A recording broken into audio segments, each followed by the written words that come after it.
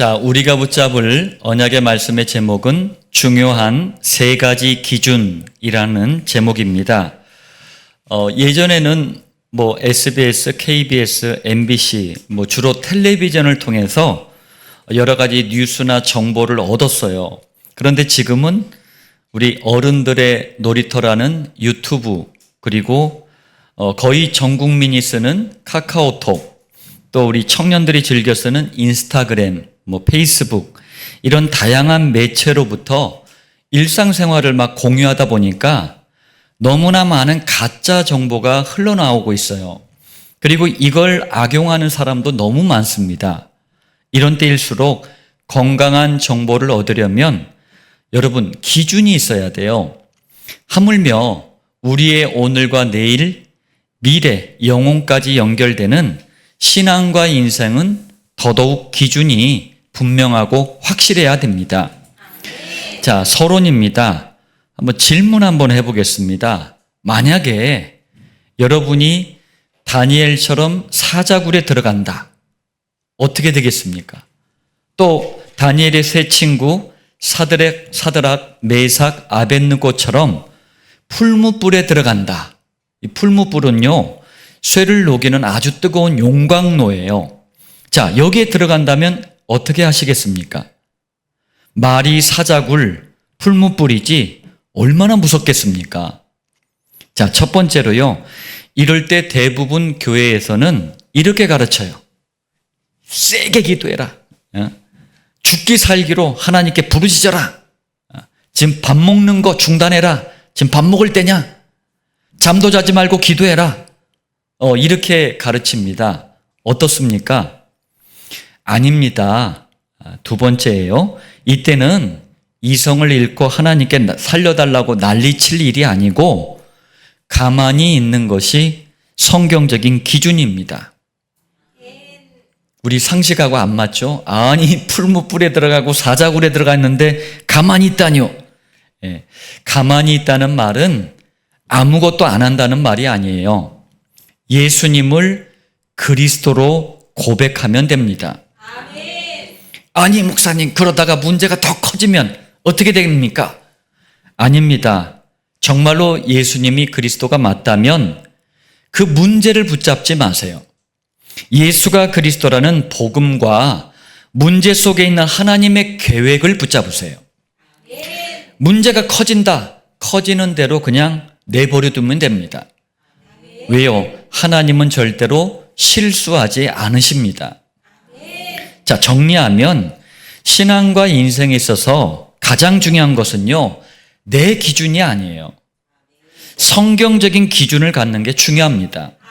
특히 오늘 말씀드릴 세 가지만큼은 성경적으로 분명하게 확실한 기준을 가지고 있어야 합니다.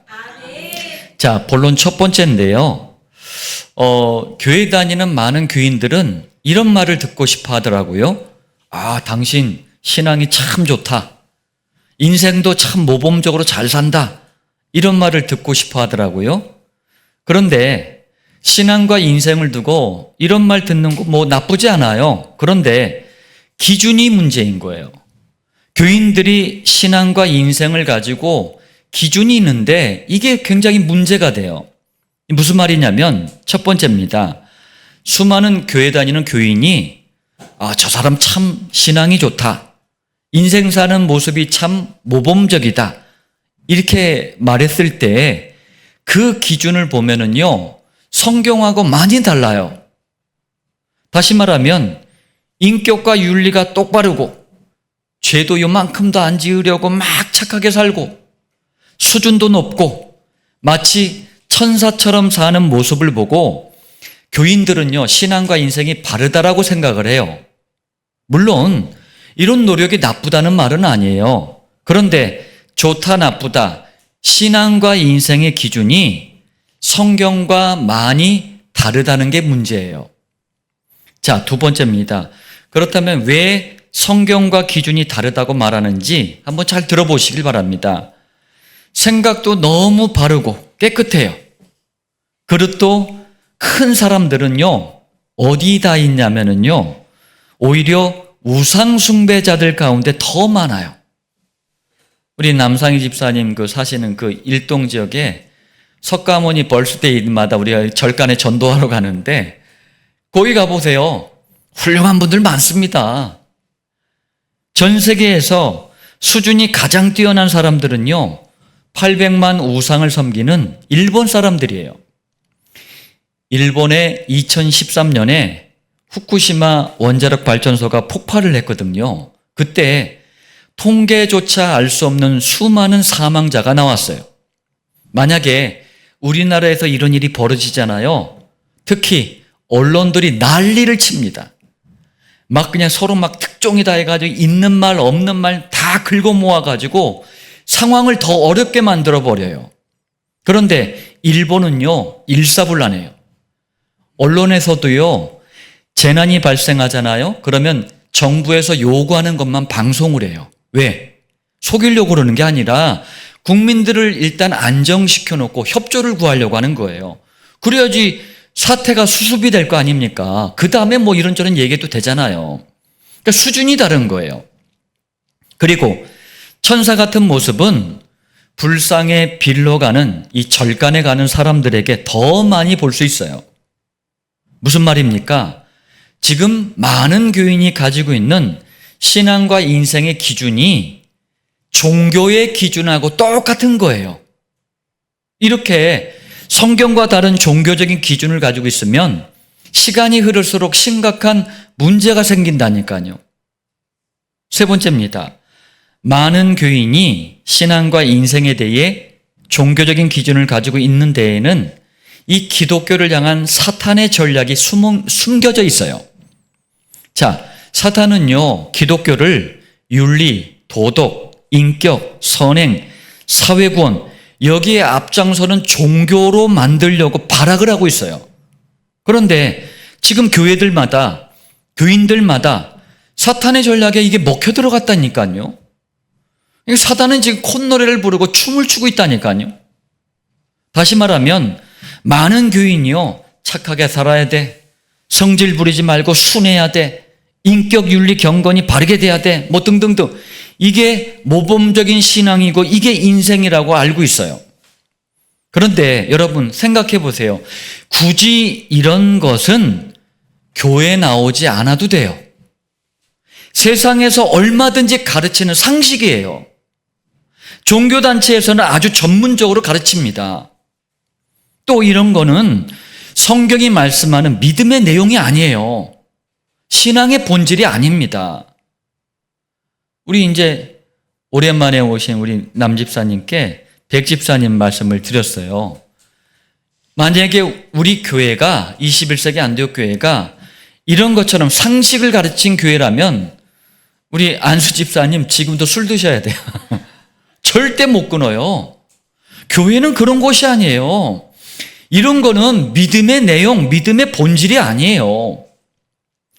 여러분, 저주와 재앙, 환난을 가져다주는 원죄, 실패와 고통, 불행을 가져다주는 존재, 사단, 허무와 방황, 공허함을 주는 지옥 문제, 여기서 이게 뭔 줄도 모르고 막 시달리다가 교회를 딱 나왔어요. 그런데 교회에 딱 나왔더니 세상 상식을 가르치네. 똑바로 살아라, 바르게 살아라, 거짓말하지 마라, 이것만 가르치네. 이거 그럼 들을 필요 없잖아요. 부모님들도 말씀하시는 건데 세상 상식은 절간에 가서 들으세요. 성당에 가서 듣고 종교단체에 가서 들으세요. 왜? 더 전문적으로 가르쳐요. 그거 해야지 구원받는다고 얘기하니까 더 전문적으로 가르치고 더 잘합니다.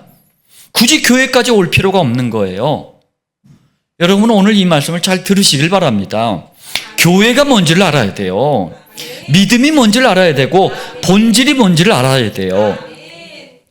자, 본론 두 번째입니다.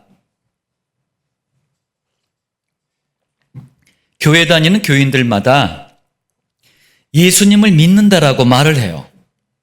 교회 다니는 교인들이. 그런데 예수님을 믿을 때도 기준이 중요한 거예요. 이게 무슨 말이냐면요. 첫 번째입니다.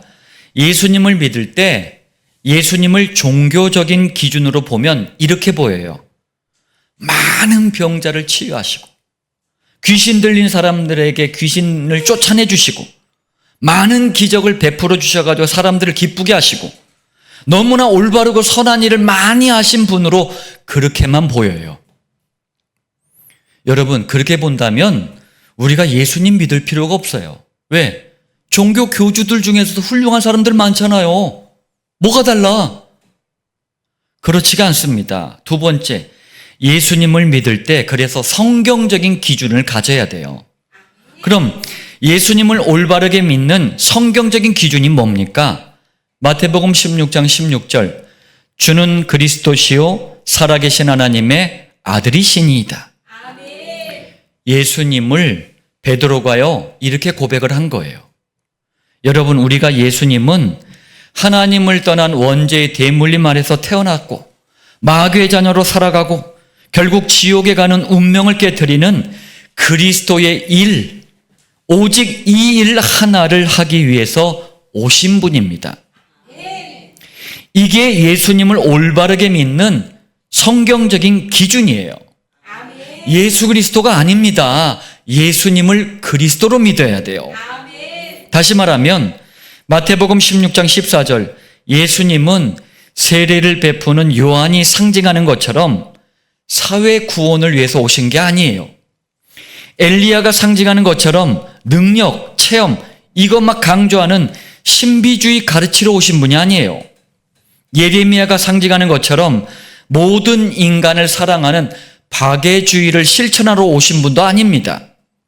선지자가 상징하는 것처럼 대단한 수준의 종교 생활을 가르치러 오신 분도 아니에요. 마태복음 16장 16절 다시 한번 고백합니다. 주는 그리스도시요 살아계신 하나님의 아들이시니이다. 예수님은 오직 하나 그리스도의 일을 하시기 위해서 오신 거예요. 세례 요한, 엘리야, 예레미야 선지자의 일은 종교 지도자들도 종교 단체들도 얼마든지 할 수 있는 일이에요. 그러나 예수님은 종교 지도자가 아니에요. 기독교도 종교가 아니에요. 자꾸 목사들이 기독교를 사랑의 종교라고 하는데 기독교는 인간이 교주인 종교가 아니에요.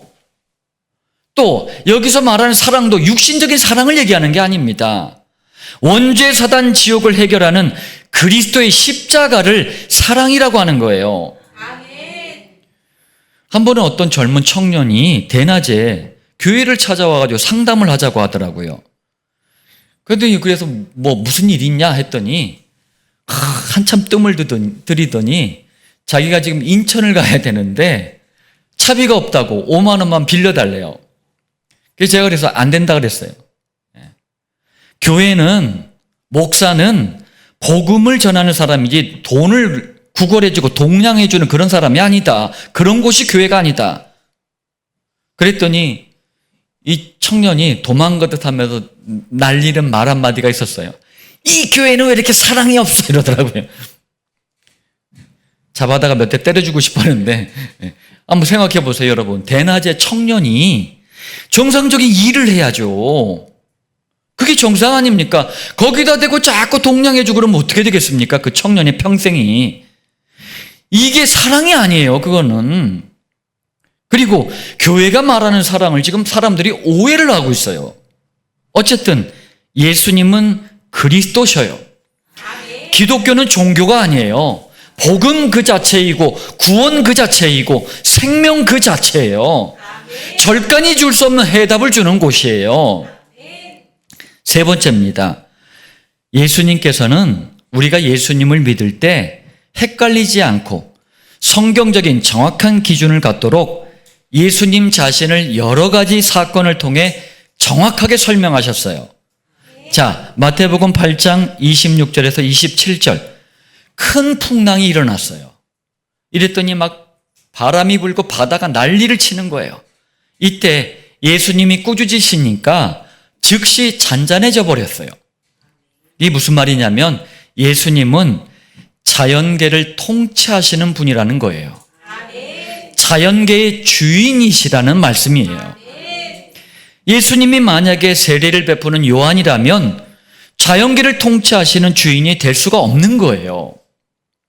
그래서 이렇게 믿으면 안 된다니까요.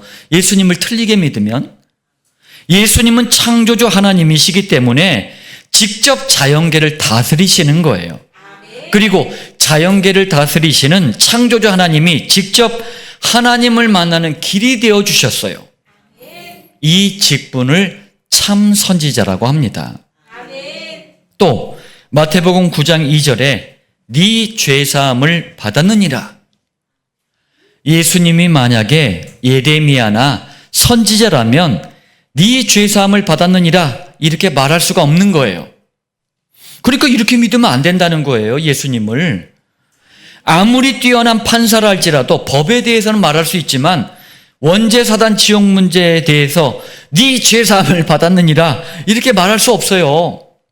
가끔 마시간 이단 사이비 교주들이 죄사함을 받았느니라 뭐 이렇게 말할 수는 있겠죠. 그렇지만 자기가 조금이라도 돌아볼 줄 아는, 자기 자신을 돌아볼 줄 아는 정상적인 사람이라면 이런 말을 할 수가 없는 거예요. 예수님만이 죄 문제를 해결하는 영원한 대제사장으로 오신 겁니다. 자, 또 마태복음 8장 28절에서 34절. 자, 더러운 귀신들을 쫓아내셨어요. 예수님이 만약에 엘리야라면 이렇게 할 수 없어요. 만왕의 왕, 하늘의 왕이시기 때문에 하실 수 있는 일이에요. 자, 정리하면 예수님을 믿을 때 원죄사단 지옥 운명을 해결하신 참 선지자, 영원한 대제사장, 만왕의 왕, 이 세 직분을 합한 단어가 그리스도예요. 예수님을 그리스도로 믿는 게 성경적인 신앙의 기준이에요. 자, 본론 세 번째입니다. 하나님께서 모든 성도를 향해 가장 기뻐하시는 신앙과 인생의 모습이 뭘까요? 여러분들이 거짓말 한 번도 안 하는 거? 그거 아니에요. 여러분들이 돈 많이 버는 거? 그것도 아니에요. 여러분들이 성공하는 거? 그것도 아니에요. 뭐 그게 필요 없다는 얘기가 아닙니다. 제자입니다. 제자. 예, 제자. 그런데 제자가 되는 것도 기준이 중요해요. 첫 번째입니다. 무슨 말인지 한번 보겠습니다. 많은 교인이요, 제자 이러면 이렇게 생각을 해요. 머리가 좋아야 돼. 배경도 좋아야 돼. 공부도 많이 해야 돼. 돈도 많아야 돼. 성공해야 돼. 뭐 등등등 이런 식으로 생각을 해요. 그러나 예수가 그리스도 이 복음에 대해서 발견, 고백, 체험이 없다면 그 사람은 제자가 아니에요. 다시 말하면 성경이 말씀하는 제자가 아니고 종교적인 제자예요. 종교적인 제자, 이런 제자 종교단체 안에 많잖아요.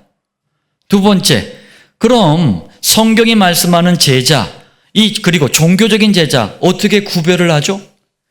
종교적인 제자의 특징을 보면 쉽게 알 수가 있어요. 종교적인 제자는 그리스도 대해서만 딱 무지해요. 그리스도만 몰라. 그리스도로 인생의 해답과 결론을 그러니까 내릴 수가 없는 거예요. 그리스도에 대해서 무지하니까 그리스도가 도대체 왜 필요한지 마음속에 한이 될 정도로 깨달아지지도 않아요. 이러면 현장을 향한 예수님의 탄식이 자신의 마음속에 부딪혀 오질 않아요. 그러면서 오로지 내 것, 여기에만 관심이 있어요. 그런데 종교적인 제자는요, 겉모습이 너무 깨끗해. 윤리적이고 봉사도 많이 해요. 경건생활도 아주 잘해요. 모든 면에서 굉장히 모범적이에요. 그러니까 교인들이 다 칭찬을 해. 교인들은 제자의 기준이 종교적이기 때문에 종교적인 제자의 이런 겉모습을 보다가 쉽게 속아 넘어가요. 어느 교회에 새 가족이 왔어요. 근데 교인들이 좋아하는 딱 지금 제가 나열한 이런 모습만 딱 가지고 있는 거예요.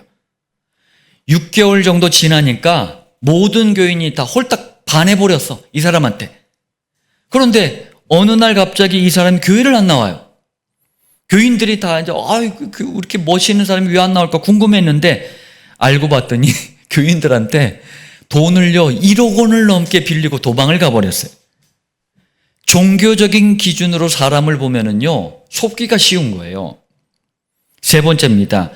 그러나 예수님은 이런 종교적인 제자를 향해서 이렇게 말씀합니다. 마태복음 8장 20절.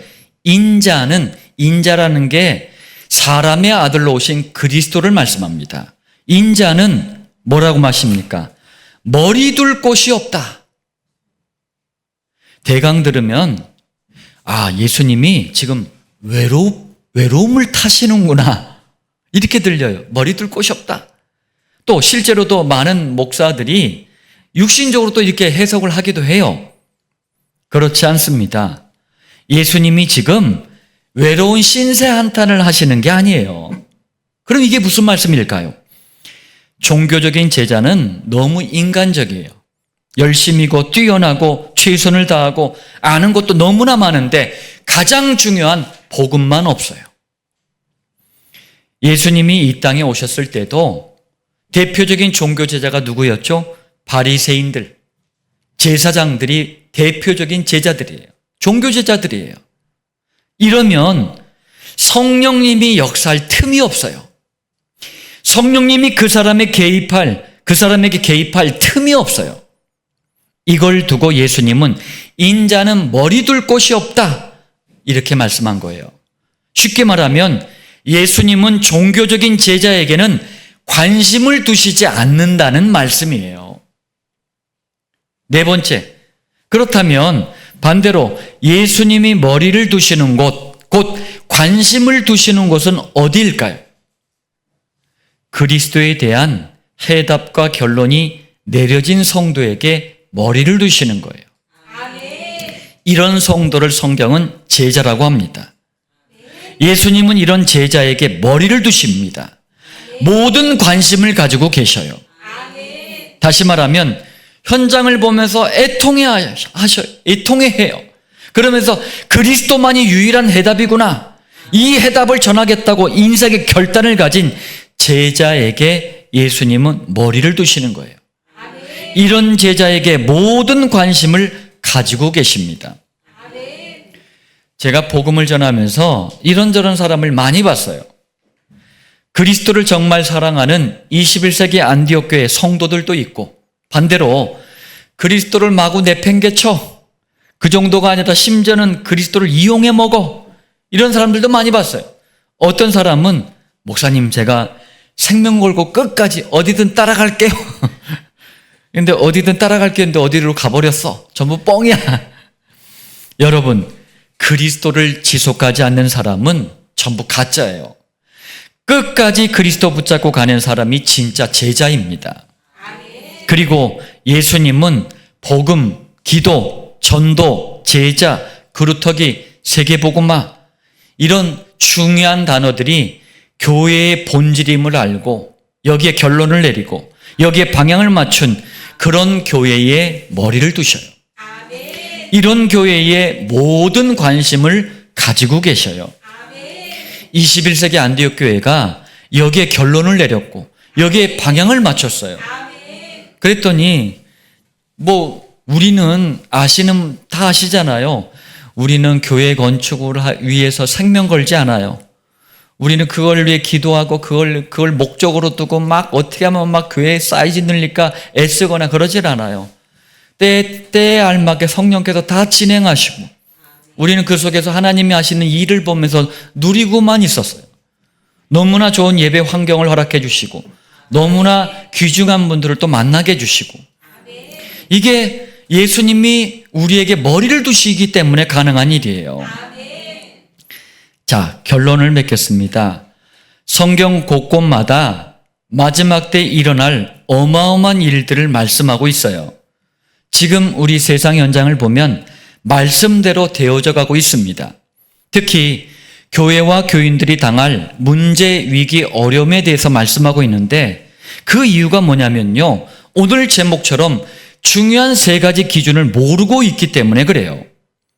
그래서 우리는 중요한 3가지 기준을 바르게 가진 성도가 될 수 있도록 3가지에 여러분 집중하길 바랍니다. 첫 번째, 여러분은 복음과 종교를 구분하는 정상적인 성도가 되도록 복음만 선포되는 강단 말씀에 집중하길 바랍니다.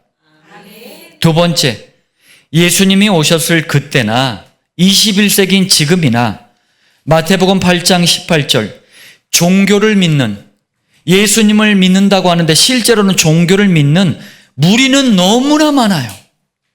죄다 다 교회 다닌데 무리는 너무나 많아요.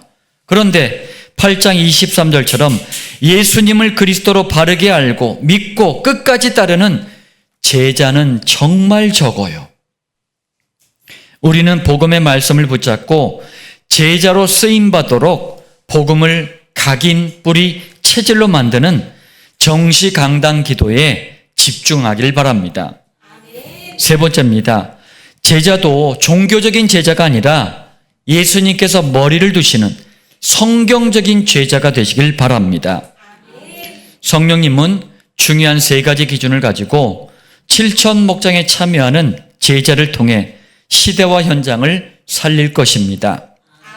오늘 이 말씀이 여러분 자신과 당대와 후대를 두고 성취하실 언약의 말씀 되기를 살아계신 주 예수님의 이름으로 축복합니다.